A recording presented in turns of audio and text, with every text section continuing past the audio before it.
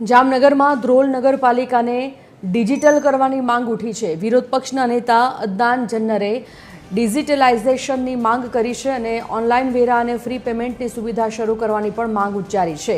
UPI અને QR code જેવી digital payment સુવિધાઓ પણ નથી। સરકારી કચેરીના ધક્કા ન ખાવા પડે તે માટે ડિજિટલ સેવા અનિવાર્ય હોવાની વાત તેઓએ કરી।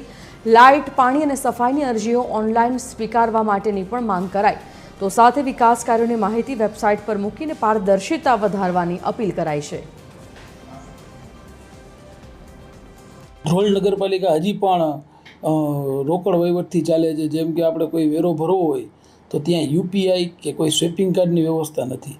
પછી ધ્રોલ નગરપાલિકા ઓનલાઈન ક્યાંય પણ ઓનલાઈન પ્લેટફોર્મ પણ અવેલેબલ નથી।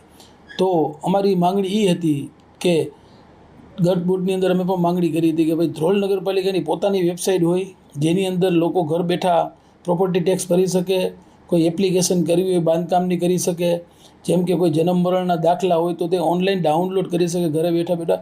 એવી અન્ય ઘણી બધી સગવડો છે જે ઓનલાઈન નગરપાલિકા આપી શકે, પણ ધ્રોલ નગરપાલિકા હજી સુધી ડિજિટલાઇઝેશન તરફ વિચારતી નથી।